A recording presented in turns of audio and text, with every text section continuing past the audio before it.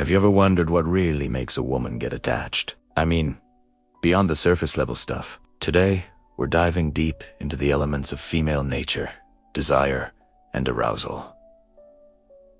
Forget everything you think you know. We're not talking about cheesy pickup lines or pretending to be someone you're not. This is about understanding the real, raw psychology of connection. Let's imagine a guy. We'll call him Alex. Alex is a decent guy, but he's always confused about his interactions with women. He meets Sarah, and they hit it off. He's doing everything he thinks is right.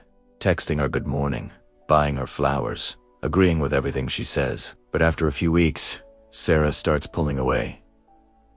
Alex is baffled. He thought he was being the perfect gentleman.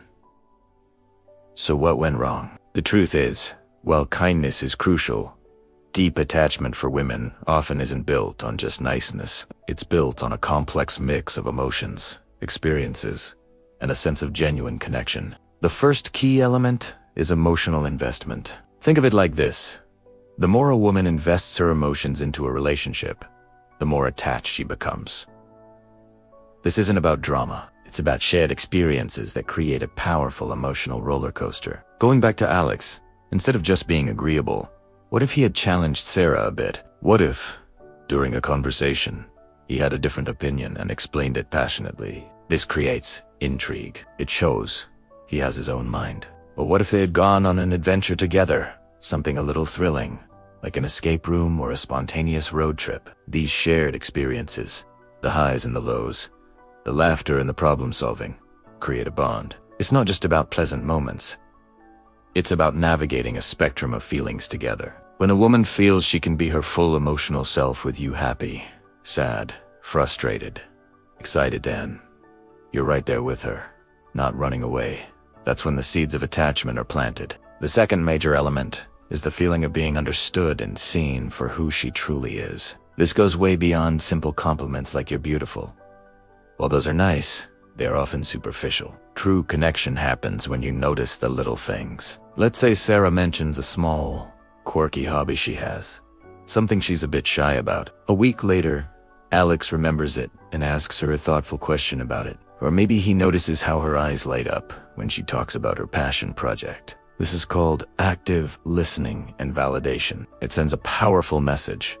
I'm not just looking at you, I'm seeing you. I'm not just hearing your words, I'm listening to your heart.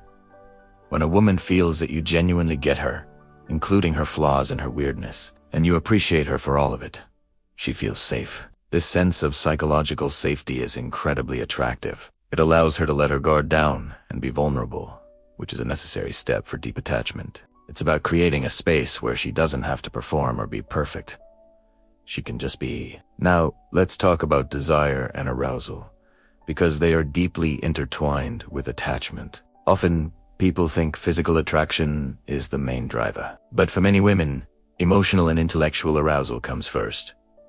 This is where the concept of spark comes in. The spark isn't just about physical chemistry. It's about a mental and emotional connection that ignites a deeper longing. Think about a character like Alex again. If all he talks about is the weather or what he had for lunch, the conversation is flat. But what if he shares his ambitions, his fears, his unique perspective on the world? What if he can make her laugh, really laugh, with his wit and humor? This intellectual stimulation is a huge turn-on.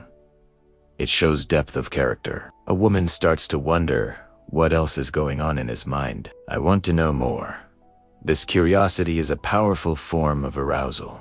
It's about leading a life that she finds fascinating. You don't have to be a rock star or a billionaire. It's about having passions, goals, and a purpose that drives you. When a man is passionate about something, whether it's his career, a creative project, or even a sport, that energy is contagious and incredibly attractive. It signals that he has a life of his own, that he's not just waiting for someone to complete him. This independence makes her want to be a part of his world, not the center of it. That's a crucial distinction. Another powerful element is shared vulnerability. This is a two-way street. We already talked about creating a safe space for her to be vulnerable, but it's equally important for you to show your own vulnerability at the right moments. This doesn't mean complaining or being needy. It means having the strength and confidence to share a personal story, an insecurity, or a past struggle. When Alex, for example, shares a story about a time he failed at something and what he learned from it. He's not appearing weak. He's appearing human. He's showing Sarah that he's not a perfect, emotionless robot. He has depth. This act of trust invites her to trust him in return. It breaks down walls and accelerates the bonding process exponentially. It communicates, I trust you enough to show you a part of me that not everyone gets to see.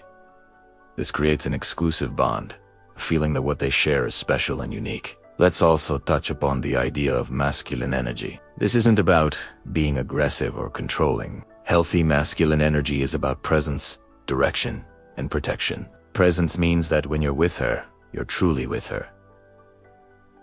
Your phone is away, your mind isn't wandering, you're giving her your undivided attention. This makes her feel valued and prioritized. Direction means having a plan. It doesn't mean you have to control every single detail, but it does mean you can take the lead. Instead of asking, I don't know, what do you want to do? You can say, hey, I know this great little spot we should check out on Saturday.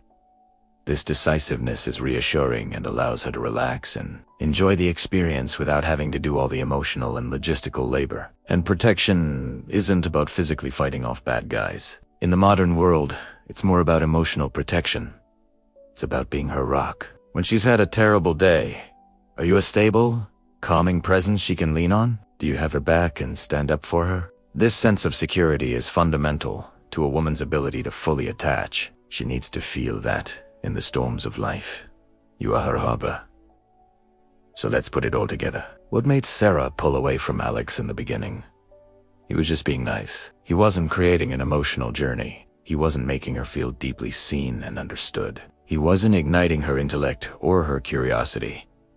He wasn't leading with quiet confidence. He wasn't creating a special, exclusive world built on shared vulnerability. True attachment is a beautiful, complex dance. It's a mix of excitement and security, independence and connection, laughter and deep conversation. It's about moving beyond the surface and building something real. It's about understanding that women, like all people, are drawn to those who make them feel alive, safe, and deeply seen. It's not a formula you can memorize. It's an art you learn by being present, genuine, and brave enough to connect on a human level. So, the next time you're getting to know someone, don't just focus on being nice. Focus on being real. Share your passions. Least into airs. Create adventures together. Challenge each other.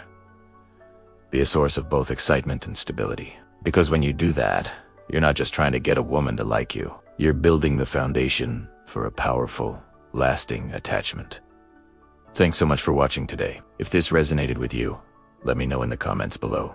And don't forget to like and subscribe for more deep dives into the world of relationships and human connection. See you in the next one.